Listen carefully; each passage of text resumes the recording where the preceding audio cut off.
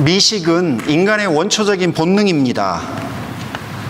맛있는 음식을 먹고 싶어 하는 것은 누구나 원하는 일이지요. 그러나 인류의 욕심은 파괴와 잔인한 조리법들을 만들어냈습니다. 프랑스의 오르톨랑이라고 하는 요리에 대해서 혹시 들어보신 적 있으신가요? 한 크기가 16cm 정도 되는 메세 요리인데요. 이 메세를 잡아서 눈을 뺍니다. 그리고 작은 상자 안에, 빛이 들어오지 않는 작은 상자 안에 넣어두고 수수, 포도, 무화과 이런 것들을 한 달 내내 먹입니다. 그러면 이 메세가 원래 크기의 4배 정도로 살이 통통하게 찌는 거예요. 그럼 그때 그 메세를 꺼내서 아르마냐크이라고 하는 술에다가 담궈서 익사를 시킨답니다. 그런 후에 오븐에 넣고 6 내지 8분 동안 요리를 하는 거예요. 그때 먹을 때 아주 독특합니다. 냅킨을 얼굴에다가 이렇게 덮고 머리를 잡고 입에 넣어서 머리만 빼고 한 입에 먹는 요리가 오르톨랑이래요. 냅킨을 왜 덮느냐? 뭐 여러 가지가 이유가 있겠지만 너무 잔인한 요리여서 하나님 앞에 들키지 않기 위해서라는 이야기가 있습니다. 중국 요리하면 중국 아니겠습니까? 카오야장이라고 하는 새끼 오리 발바닥 구이가 있습니다. 뭐 우리 입장에서야 닭발도 먹는데 오리 발바닥이야 뭐 먹는 게 뭐 대수겠어요. 문제는 이 조리법이 너무나 엽기적입니다.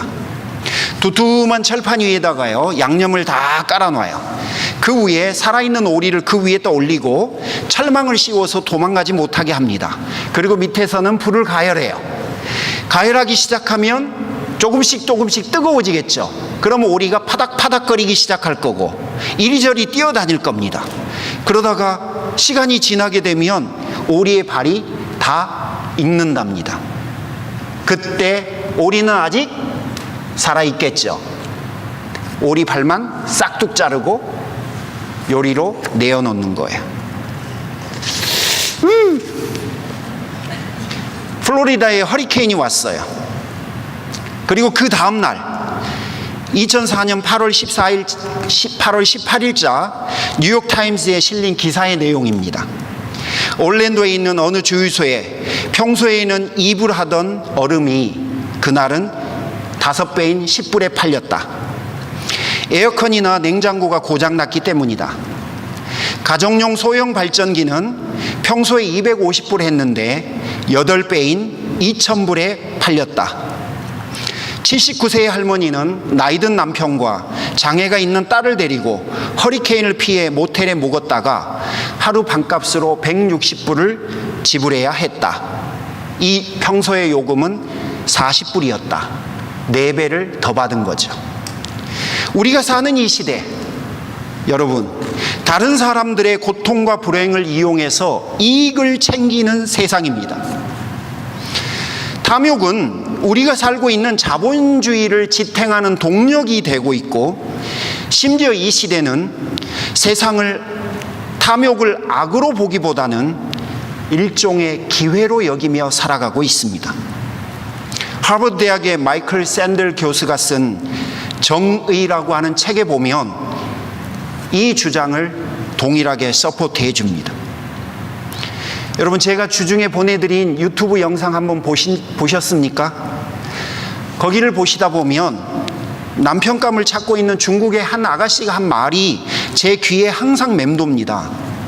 저는 가난한 남자와 자전거를 타며 행복하느니 차라리 벤치 위에서 눈물을 흘리면서 살겠습니다. 여러분, 좀 과하다.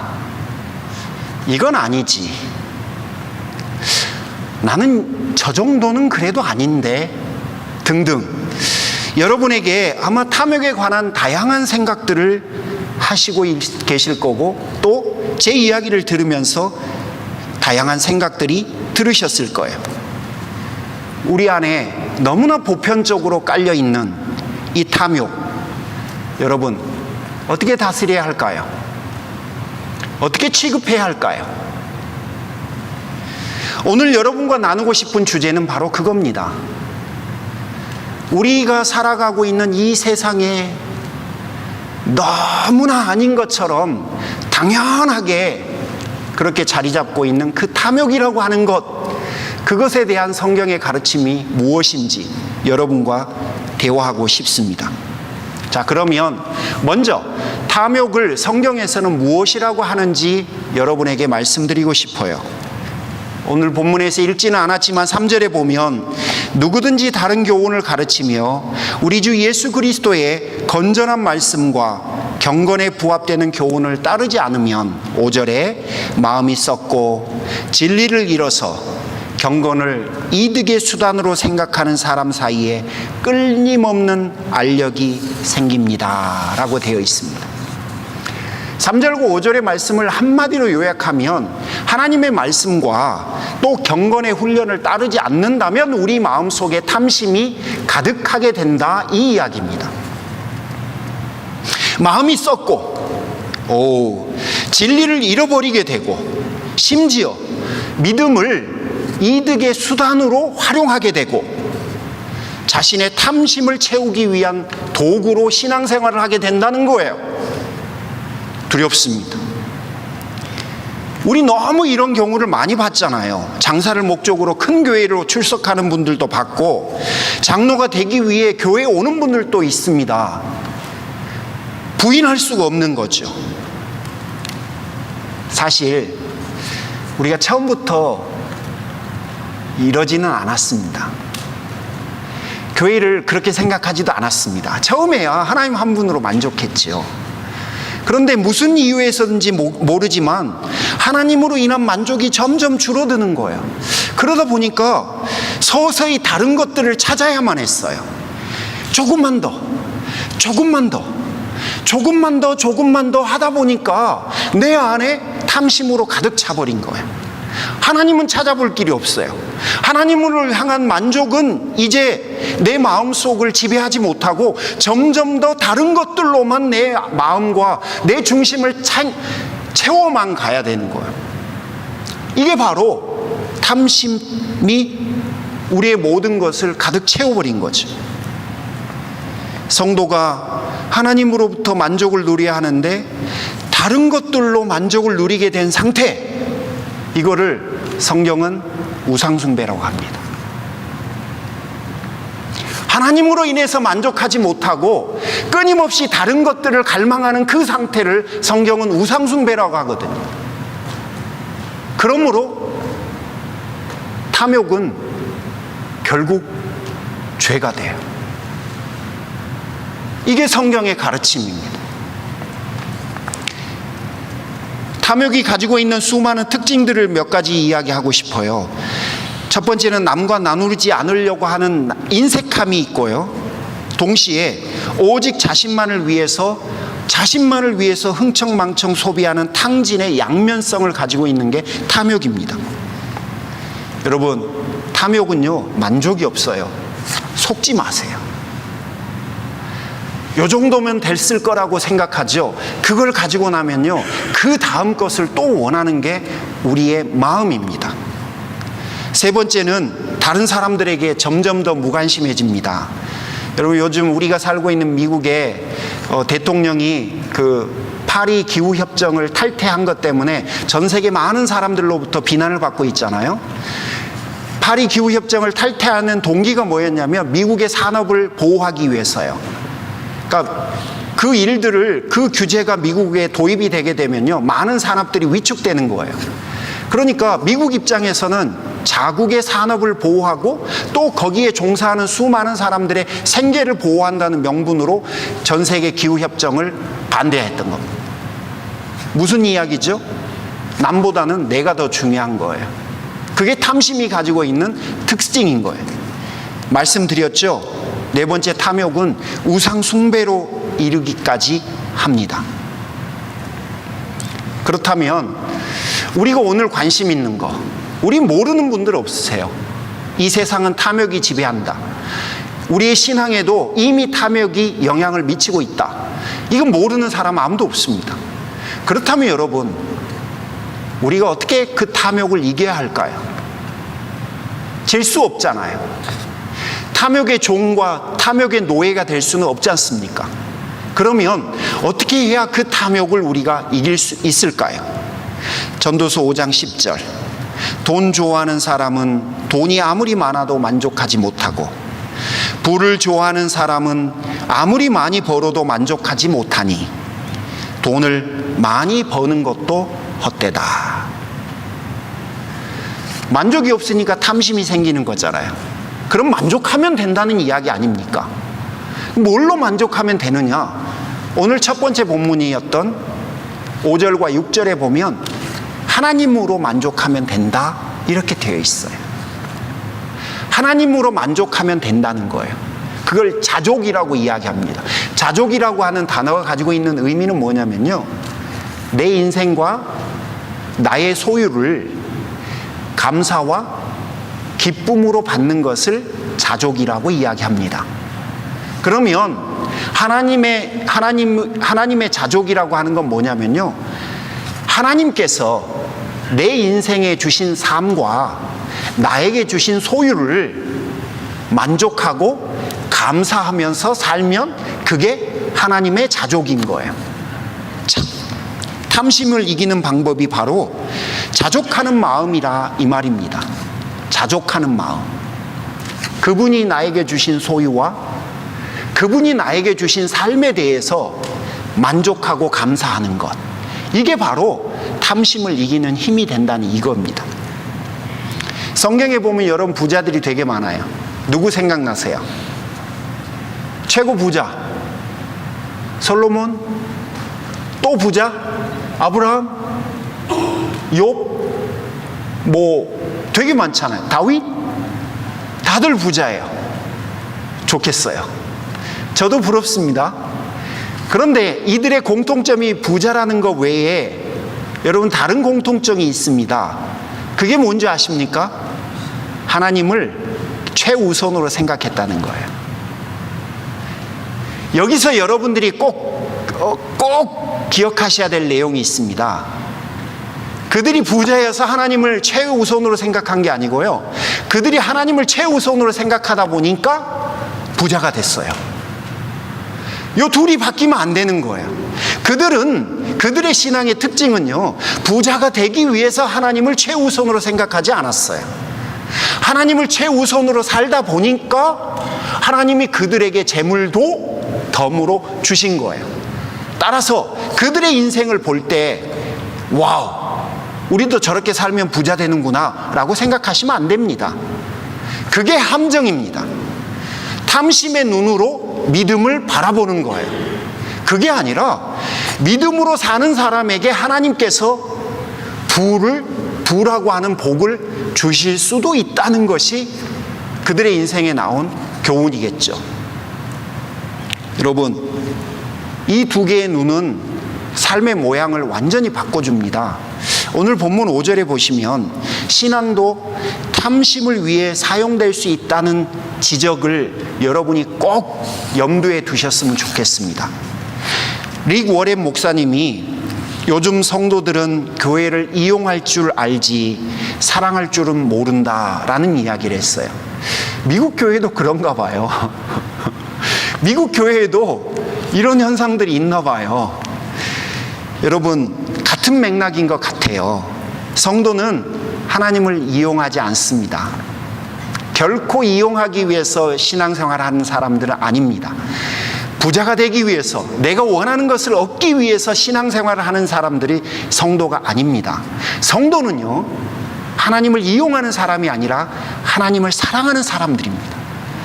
그분이 우리에게 베푸신 그 은혜를 감사하는 사람들이 바로 성도들입니다. 어느 철학 교수님 한 분이 강의 시작을 하기 위해서 개학하는 첫날 교실을 찾았습니다. 근데 이분이 교탁 위에다가 이렇게 책을 올려놓아야 되는데 그게 아니라 그날은 그 플라스틱 상자를 딱 올려놓으시더래요. 그러시더니 아무 말 없이 그 위에다가 여러분 탁구공을 이렇게 넣기 시작해요. 그리고 탁구공을 웬만큼 다 채운 후에 학생들에게 묻습니다. 상자가 다 채워졌나요?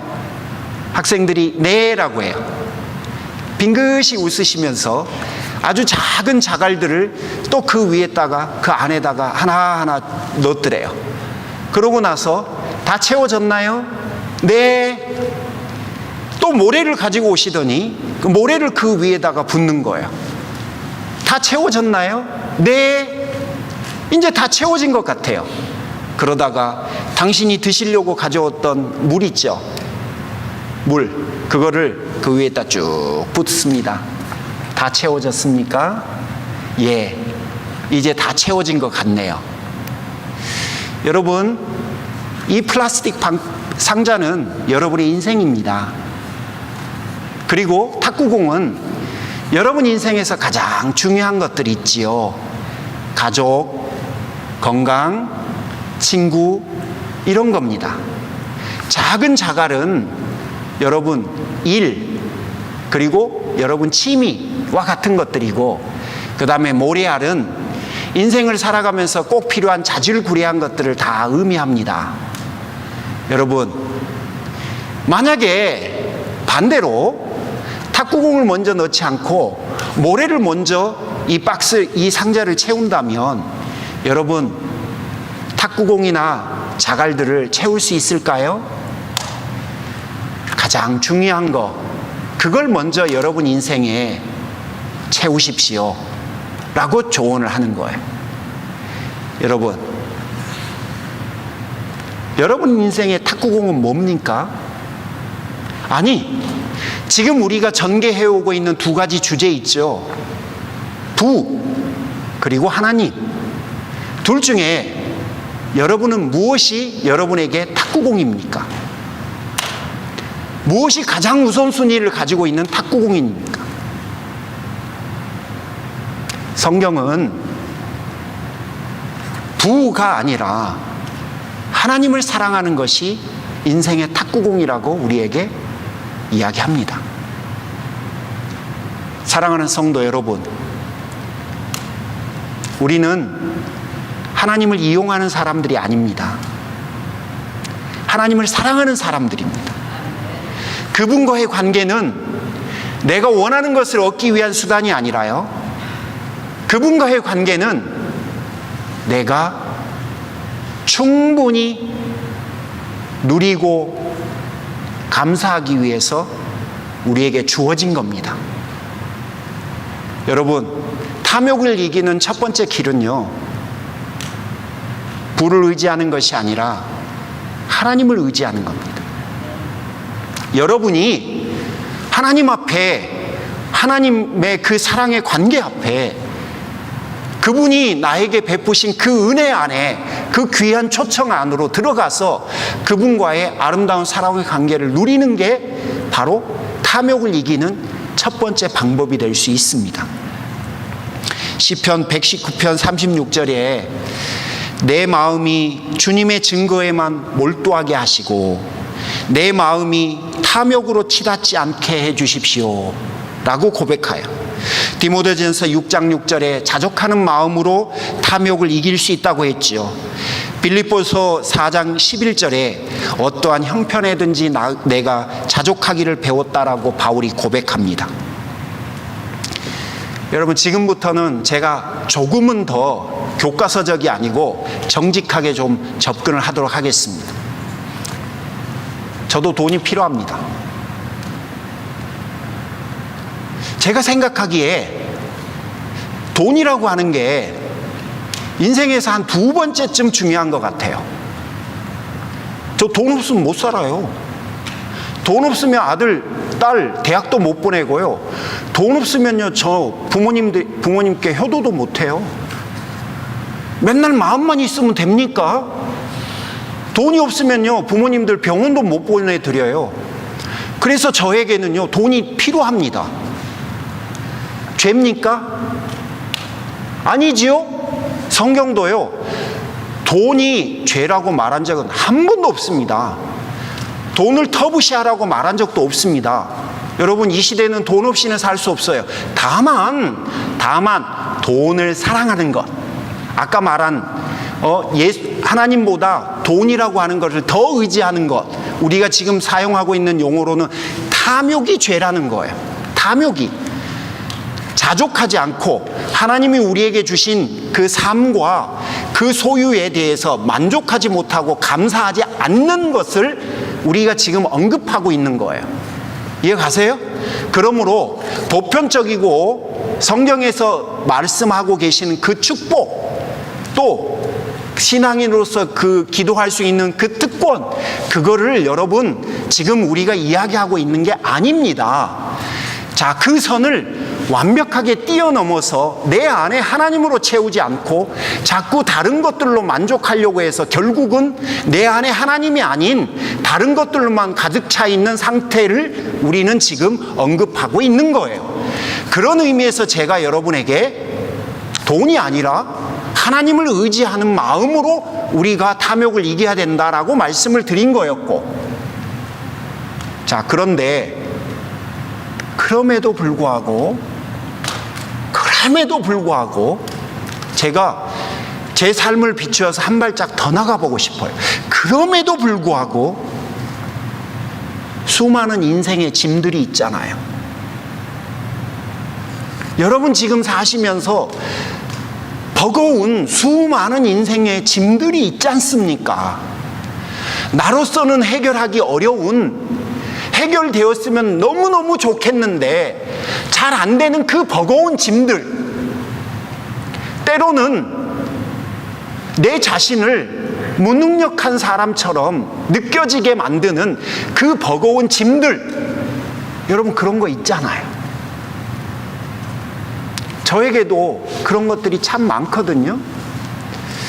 저는 그런 짐들이 있을 때마다 속으로 무슨 생각이 드냐면,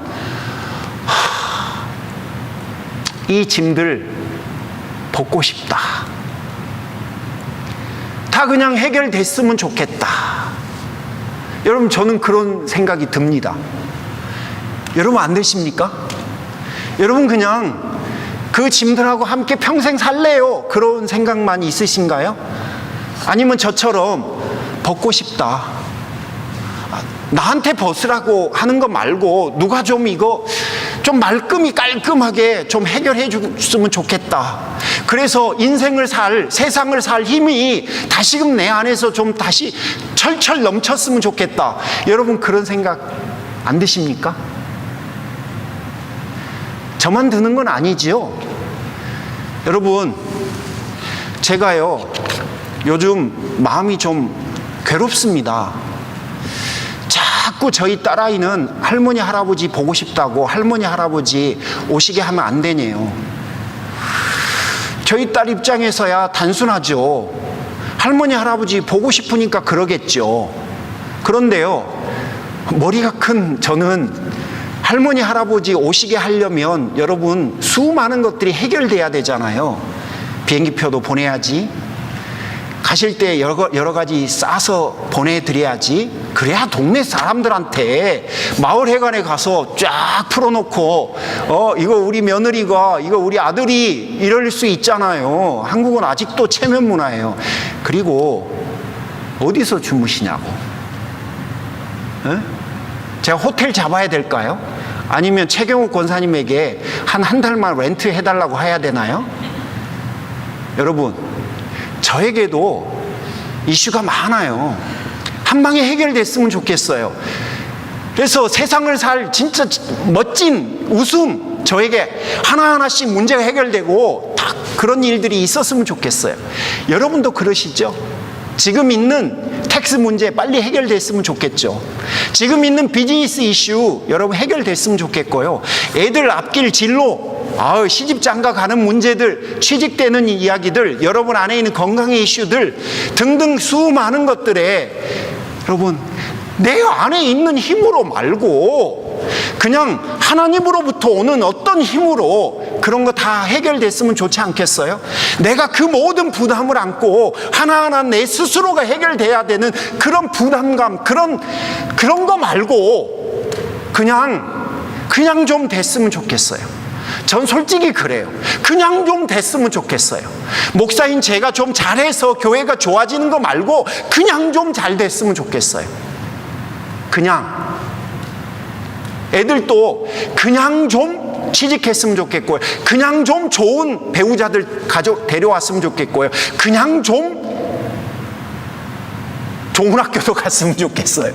그냥 매번 그냥 힘들게 버겁게 애쓰고 수고하고 땀 삐질삐질 흘리고 긴장하고 막 그런 거 말고 때로는 좀 그냥 되었으면 좋겠어요. 그냥. 그런데 여러분, 제가 지난 한 주 동안 좀 그냥 좀 그런 게 있었으면 좋겠다 싶었는데 있어요 없어요? 우리에게 있더라고. 있어요. 있더라니까요. 그 있는 게 뭐냐면 나를 사랑하사 나를 위하여 자신의 독생자를 내어주신 그 힘이, 그 능력이 나에게 있더라고요. 여러분, 우리에게 그게 있더라니까요. 크리스찬인 우리에게는 그냥 세상을 이길 수 있는 힘이 나에게 공짜로 있는 게 있더라고요. 그게 바로 십자가예요. 십자가의 능력이 나에게 있더라는 거예요. 십자가의 능력이 이 곽 목사에게 있더라는 겁니다. 내가 원했던 거 아니고 내가 지금도 간절히 사모하는 것도 아닌데도 불구하고 내 인생에 그 힘과 그 능력이 여전히 있더라는 거예요. 그런데 그 힘과 그 능력은 뭐냐면요, 너무나 자발적이에요. 나를 사랑하사 나를 위하여 자신의 독생자를 스스로 십자가에 매달게 하신 그 아버지 하나님의 극진하신 사랑이, 능력이 나에게 있더라는 겁니다. 내가 뭐라고 나를 위해서 누군가가 그런 은혜와 능력을 베풀겠어요? 내가 뭐라고 누가 나에게 아들 튜이션 하라고 3만 불 주겠냐고요? 내가 뭐라고? 여러분, 나는 아무것도 못하겠다고, 나는 지금 그 문제를 해결할 능력이 없으니까 네가 좀 해달라고 하는데 조용히 와서 그 문제 탁 해결해주고 가냐고요? 영주권 이슈 조용히 와서 해결해주고 가는 힘, 세금 이슈 조용히 와서 해결해주고 가는 능력, 아이들 낳고 떨어져 있지만 그 아이들을 위해서 조용히 와서 모든 문제들을 처리해주고 가는 능력, 그게 우리에게 있다고. 하나님의 은혜, 복음의 능력, 예수 그리스도의 사랑. 여러분, 이걸 의지하자는 겁니다. 이걸 네가 열심히 하면 성공할 수 있어 라고 하는 그런 교훈 말고요, 긍정의 힘을 가지면 너의 인생은 잘 될 거야, 그런 거 말고요, 그분이 나를 위해서, 내가 뭐라고 그토록 나를 귀하게 여기셔서 나에게 주신 그 은혜, 그 능력, 여러분 그걸 의지해보자는 겁니다. 그게 여러분 안에 있으니까, 여러분에게 있으니까. 내가 뼈 빠지게 돈 벌어서 리타이어 플랜 만들어 놓고 내가 뼈 빠지게 해갖고 아웅다웅해서 어떻게든지 한 푼이라도 더 모으려고 속이고 마음 졸이고 그 다음에 편법 쓰고 해서 우리가 갈 수밖에 없는 그 탐욕의 길 말고요, 그거 말고 세상을 이길 수 있는 힘, 능력을 우리에게 이미 주셨잖아. 그 십자가의 힘, 그걸 한번 의지하면서 가보자는 겁니다. 사랑하는 성도 여러분, 좋지 않습니까? 그 은혜가 나에게 있는데 내가 왜 그 은혜를 의지를 안 합니까? 당연히 해야죠. 여러분, 집 한 채 생기고 나니까요, 아, 마당은 왜 없지? 이런 생각이 드는 거예요. 아, 왜 산이 10m 뒤에 있지? 산 아래? 나무 아래? 집이 있었으면 좋겠다. 살구나무도 심고 싶고 오렌지 나무도 심고 싶고 복숭아 포도도 심고 싶은 거예요. 이게 저의 소망이기도 해요, 절반은. 여러분만 그런 게 아니라 저도 그러고 싶어요. 제가 진짜로 하고 싶은 거는 뒤뜰에다가 포도나무 쫙 심고 싶어요. 목사님 뭐 드십니까? 그게 아니고요. 그냥 저의 로망이에요. 그냥 그래 보고 싶은 거야. 그럼 제가 무슨 뭐 와인을 먹는 사람도 아니고 제가 그걸로 뭐 하겠어요. 그래서가 아니라 그냥 해보고 싶은 거예요. 그런데요, 어느 장로님이 그러시는 거예요. 목사님, 집 한 채 갖고는 돈 못 벌어요. 리타이어 플랜 안 돼요. 집 2채가 있어야 돼요. 그 이야기를 듣고 나니까 집이 한 채 더 있었으면 좋겠는 거예요. 또 옆에 있는 집사님이, 목사님 베이케이션 때 뭐 하시려고요? 베이케이션 홈 하나 있으면 좋아요. 그러니까 베이케이션 홈도 하나 있었으면 좋겠는 거예요. 제 버전으로 바꿨지만 이게 저한테 실현 가능한 이야기예요. 지금 여러분 이야기하는 거지. 여러분도 그러지 않습니까? 지금 집이 없을 때는 한 채 있었으면 좋겠고, 한 채 있을 때는 2채 있었으면 좋겠고, 2채 있으니까 이제 이것저것 딴 생각도 들잖아요. 그래야 안 그래요, 여러분? 네, 그게 우리예요. 근데 여러분, 왜 우리가 그래요? 불안하니까 그런 거지. 나중이 불안하니까, 나중에 어떻게 될지 모르니까, 그래서 그런 거죠. 그런데 돈이 여러분의 불안을 이해해 줍니까? 못 해줘요. 단지 주님은 여러분의 불안을 이해해 주세요. 그분은 알고 계셔. 그러면 여러분의 그 불안한 마음을 돈에게 맡기는 게 나을까요? 아니면 여러분의 그 불안한 심정을 다 알고 계시는 주님께 의지하는 게 나을까요? 배가 고파서 우는 아이에게 기저귀 바꿔준다고 아이의 울음이 그칩니까? 그칠 리가 없죠.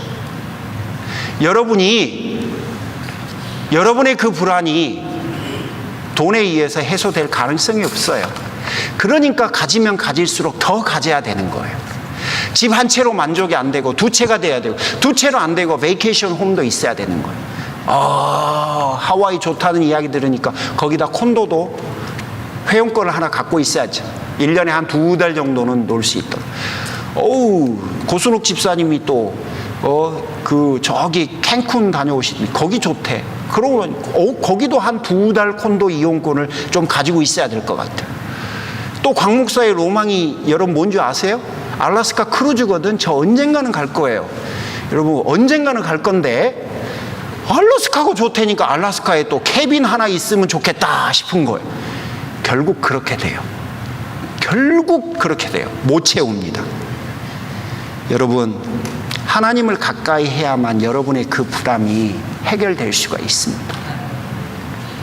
단테가 쓴 신곡이라고 하는 책을 보면요, 탐욕의 죄를 범한 사람들의 그 탐욕을 참여하는 사람들은요, 모두가 땅바닥에다 얼굴을 대고 있대요. 왜 그랬냐면 살아있을 때 항상 땅만 보고 하나님을 보지 못한 거예요. 오로지 땅의 것들만 바라보고 살았기 때문에 벌을 그렇게 내렸다는 겁니다. 내 하나님이 아닌 모든 부는 내게 빈곤이다. 아우구스티누스가 한 말이에요. 얼마나 멋있습니까? 내 하나님이 아닌 모든 것은 내게 빈곤이다. 정말 대단한 거예요. 탐욕을 이기는 길 2번째, 여러분, 단순하게 사는 겁니다. 하나님을 의지하는 것 2번째는 단순하게 사는 거예요. 대다수 여러분, 우리는 엄밀히 따지면 세계 인구가 가지고 있는 그 재산, 부의 정도를 단순하게 그저 비교하면요, 여러분 모두는 인류의 10% 안에 드는 부자들이랍니다. 워낙 다른 나라들이 좀 가난하잖아요. 그래서 단순하게 비교하면 그런 거예요. 여러분, 우리가 하루 3끼 못 먹어서 죽는 사람은 우리 안에 없잖아요. 뭐 맨홀 뚜껑에서 우리가 지금 노숙하고 있지는 않지 않습니까? 그런 의미에서 보면 우리는 굉장히 많은 것을 가지고 있어요. 그리고 굉장히 여유롭습니다. 부정하기가 어렵습니다. 그렇지만 만족하며 사는 사람들은 많지가 않습니다. 부족하기 때문이라기보다도 내가 원하는 만큼 누리지 못하고 있다고 생각하기 때문에 그렇습니다. 교부 크리소스토무스가 진정한 부자란 재물을 많이 가진 사람이 아니라 재물에 욕심을 부리지 않고 만족하는 사람이고, 정말 가난한 사람은 재물이 부족한 사람이 아니라 욕심 때문에 좀처럼 만족이 없는 사람이다. 그렇게 이야기를 했어요. 풍요로운 삶을 가늠하는 잣대는요, 소유의 양이 아니라 만족의 정도입니다. 그러므로 여러분에게 그 탐욕을 이길 수 있는 두 번째 길은요, 단순하게 사는 거예요. 단순하게 생각하는 겁니다. 마지막 세 번째는요, 여러분, 나누는 마음을 가져야 탐욕을 이길 것 같습니다. 우리가 자족하며 단순하게 사는 이유는 사실은 나누기 위해서입니다. 아무리 우리가 절약한다고 해도 나누지 않는다면 결국은 탐욕에 빠져 있는 것과 비슷해요. 부는 분뇨와 같아서 축적되면 악취가 나고 뿌려지면 땅을 비옥하게 만든다. 톨스토이의 이야기입니다. 존 웨슬리도 비슷한 이야기를 했는데요. 할 수 있는 한 많이 벌고 할 수 있는 대로 많이 저축해라. 그리고 가능한 모든 것을 나누어 줘라. 잠언 기자도 비슷한 이야기를 했습니다. 내 손이 선을 베풀 힘이 있거든 마땅히 받을 자에게 베풀기를 아끼지 말라. 솔직히 말씀드리면 줄이고 절약하는 것은 그래도 하기 쉽습니다. 하지만 나누는 것은 참 어렵습니다. 돼지가 길에서 암소와 대화를 했대요. 그러다가 돼지가 불평을 늘어놓더래요.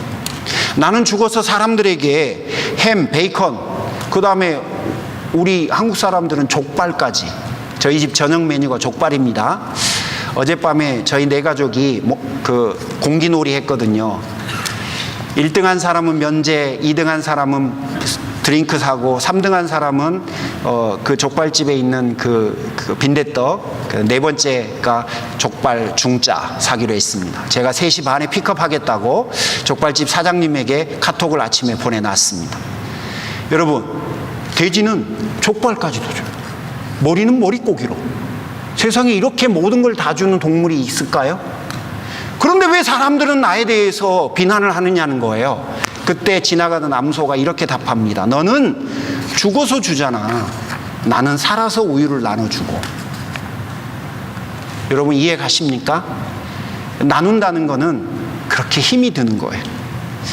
살아있을 때 여러분 나누셨으면 좋겠어요. 흩어 구제하여도 더욱 부하게 된다라는 것이 역설의 축복, 성경에서 언급하고 있는 거 아닙니까? 말씀을 정리합니다. 탐욕은 불신앙이에요. 탐욕은 죄예요. 세상이 아무리 우리에게 탐욕을 부채질해도요, 탐욕은 여러분 죄입니다. 우리가 싸워야 할 대상이라는 거예요. 우리가 탐욕과 싸우기만 해도 여러분 이게 하나님께 영광이 돼요. 내가 탐욕과 싸우려고 하는 결단만 해도 이걸 하나님을 기쁘시게 할 수 있는 일이 됩니다. 사랑하는 성도 여러분, 우리를 하나님으로 채우면 우리 안에 탐욕이 들어올 틈이 없어요. 탐욕이 우리를 무너뜨리기 전에 우리가 먼저 탐욕과 싸워야 합니다. 오늘 말씀의 결론으로 여러분에게 부탁드리고 싶은 거는 탐욕에 지지 마시고 여러분 싸우시라는 거예요. 그 탐욕이 내 마음속에 들어와서 자리를 잡지 못하도록 여러분 싸워달라는 겁니다. 사랑하는 성도 여러분, 여러분 모두가 탐욕을 싸우셔서 이기는 복된 분들이 다 되시기를 주님의 이름으로 축복합니다. 같이 기도하겠습니다.